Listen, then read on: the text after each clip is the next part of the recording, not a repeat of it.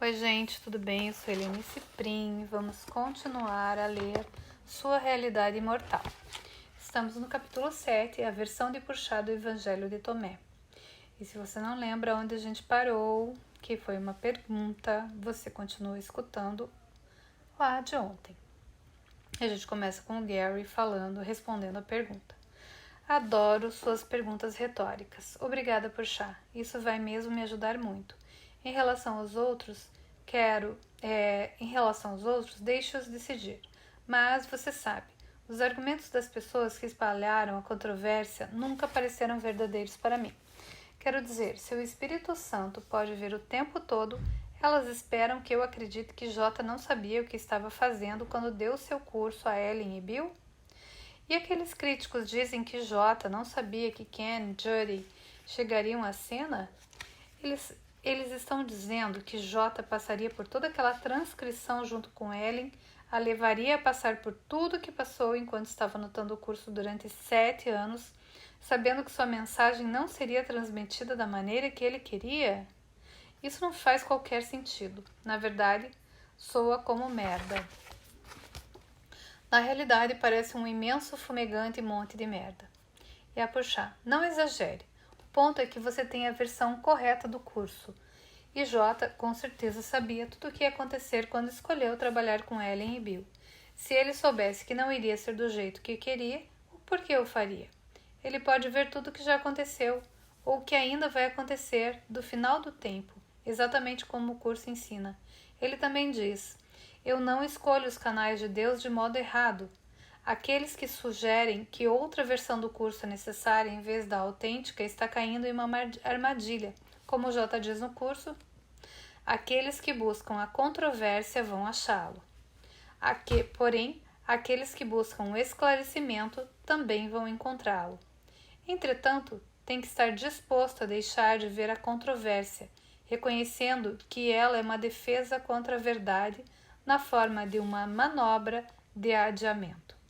Aqueles que procuram a controvérsia e aqueles que advogam conseguem uma única coisa: eles conseguem distrair estudantes com potencial para serem bons, que de outra forma fariam o curso levando-os a se focalizarem nas árvores em vez da floresta, e, portanto, retardando sua experiência da verdade.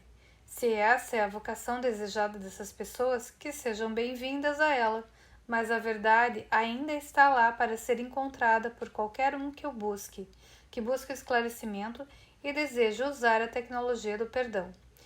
Elas também vão encontrar a experiência que vem com ela, que é a meta do curso.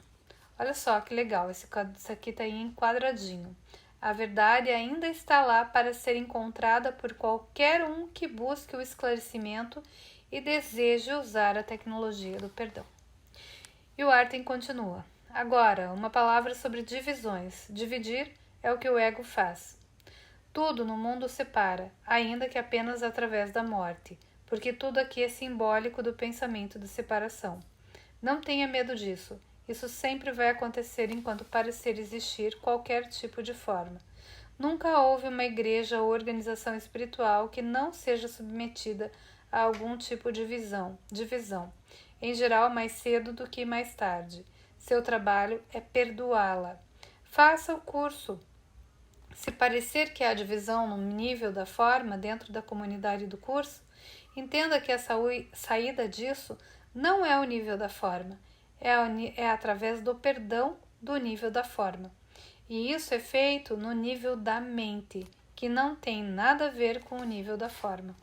Tenho certeza de que você se lembra da linha sobre Carl Jung, que, avaliando todas as diferentes variações do seu trabalho que estavam sendo feitas por estudantes seus, quando estava perto do fim de sua carreira, comentou: graças a Deus eu sou Jung e não junguiano. Bem, se tudo se divide e muda, seja uma igreja, filosofia, psicologia, espiritualidade ou organizações, qual forma de abordagem é provável que seja mais exata? E o Gary: não sei qual. E o Arten: pense, Gary, se algo é submetido a uma divisão, qual forma de abordagem é provável que seja mais exata? E o Gary: eu sei. A forma de abordagem mais exata seria aquela que existia antes da primeira divisão acontecer. E o Arthur: muito bom! Lembre-se disso se você tiver qualquer dúvida sobre em quem acreditar em relação ao que o curso está dizendo. Você tem os membros originais da Foundation for Inner Peace: Ellen, Bill, Ken, Judy e Bobby. Eles estavam lá antes da primeira divisão acontecer, o que, por definição, significa que sua opinião sobre tudo o que isso está destinada a ser a mais precisa. A propósito, seria bom observar que Ken, Judy e Bob ainda são todos amigos, e se Ellen e Bill estivessem aqui, também ainda seriam amigos de todos os membros originais da fundação. Isso é muito mais do que você poderia dizer em relação aos primeiros membros de algumas organizações espirituais. Na verdade, se você quiser oportunidades de perdão, recomendo que ande por aí com pessoas espiritualistas. Com certeza, encontrará muitas dessas oportunidades. Olha só o que está no quadradinho, né? Então, se você quiser oportunidades de perdão, recomendo que ande por aí com pessoas espiritualistas. E a Puxa fala: existe um corolário aqui.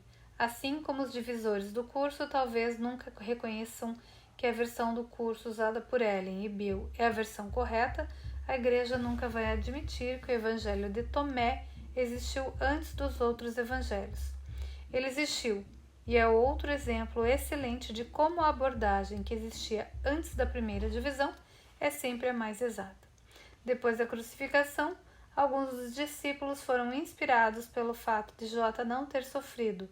Outros ficaram desmoralizados porque o mestre tinha partido.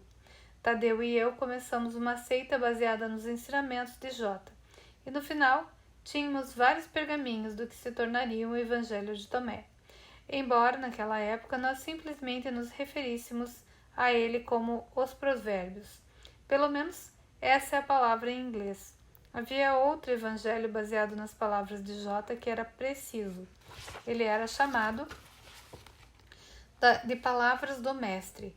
Eu já lhe disse que esse é um famoso evangelho que a fonte dos 3 assim chamados evangelhos sinóticos, Marcos, Mateus e Lucas.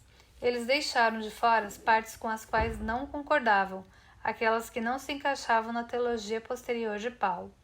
No fim, tanto Tomé quanto as palavras foram destruídas pela Igreja, para nunca mais serem vistos, exceto pela versão imperfeita de Tomé que vocês têm hoje, que foi desenterrada em 1945 em Nag Hammadi. Já disse que 1/3 daquelas citações foi acrescentado durante os 300 anos entre a crucificação e a época em que o Evangelho foi enterrado, no século IV. O Evangelho de Judas, na verdade, é um documento gnóstico posterior que não revela muito e mostra J dizendo muitas coisas que ele nunca disse. Não apenas a Igreja destruiu aqueles evangelhos e muitos outros, como tentou eliminar da história alguns dos primeiros professores da mensagem de J. Por causa disso, os melhores entre aqueles professores não são conhecidos pelos cristãos ou pelo resto do mundo. Sim, eu sou conhecido, e por eu, nesse caso, quero dizer Tomé, embora você seja Tomé tanto quanto eu, Gary. Mas sou conhecido como Tomé incrédulo. A maneira como essa história foi contada no Novo Testamento foi uma tentativa de fazer com que eu parecesse ruim, porque a Igreja se sentia ameaçada pelo Evangelho de Tomé. Eu era famoso demais para ser erradicado. Assim, uma história revisada era necessária. As histórias dos outros quase desapareceram. Vou mencionar 2 deles porque eles estavam entre os melhores professores da mensagem de J. E a gente vai parar por aqui e continuamos cenas dos próximos capítulos. Então, se você quiser saber quem são, amanhã tem mais. Um beijo no coração de todos.